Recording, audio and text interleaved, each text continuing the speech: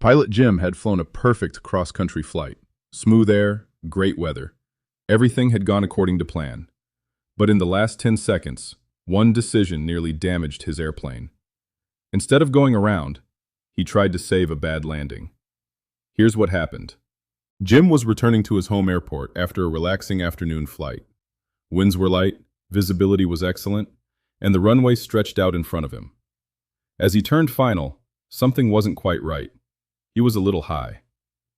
A little high isn't a big deal, he thought. Instead of adding a little forward slip or simply going around, Jim pulled the power to idle and hoped the airplane would settle onto the runway. It didn't.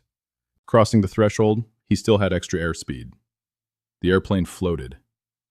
And floated. And floated. Halfway down the runway, he still wasn't on the ground. Now Jim had a decision to make. Go around, or force it onto the runway. Unfortunately, he chose the second option. He gently pushed a nose forward. The airplane touched down harder than expected, and immediately bounced back into the air. Now, several feet above the runway, Jim instinctively shoved the yoke forward again. Wrong move. The airplane slammed onto the runway a second time. Another bounce. This time, the nose wheel struck first.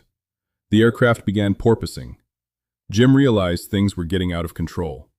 So finally, he made the decision he should have made after the first bounce. He added, full power, carb heat cold, right rudder, positive climb. Flaps retracted in stages. The airplane climbed safely away as Jim took a deep breath. He was safe again. On the second approach, he stabilized the airplane early.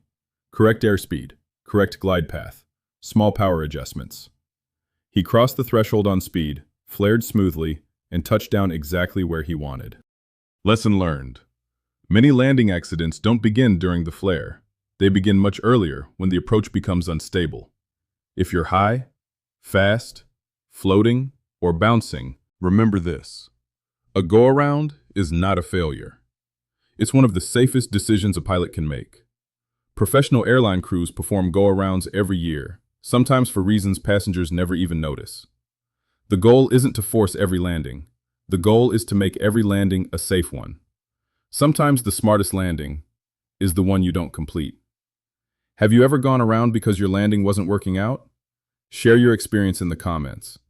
And if you're a student pilot or private pilot, subscribe to our channel for real-world aviation stories that help you become a safer, more confident pilot before your next flight. Also, visit mystudentpilot.com for pilot training advice, career advice, and flight training financing advice, along with more real-world pilot survival tips that could save your life.